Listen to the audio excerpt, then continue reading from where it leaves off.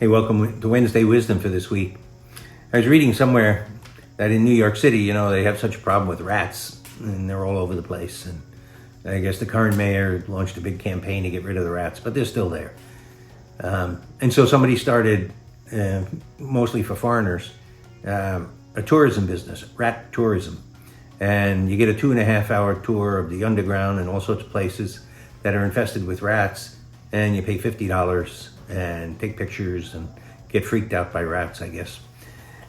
It sounds kind of funny, but it just hit home to me how even some of the worst things, we get used to it and we kind of take it in stride.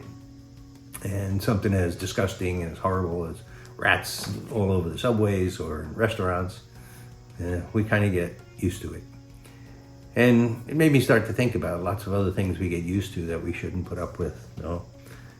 The coarseness of our political dialogue, how polarized and vicious we are to each other, how people's names get trashed, and it's kind of fair game, a blood sport, in our public life. And we shouldn't get used to that. We should learn how to treat people with respect and openness and give the benefit of the doubt. And the violence in our society too, that we just take for granted, random shootings and all sorts of drug-related shootings.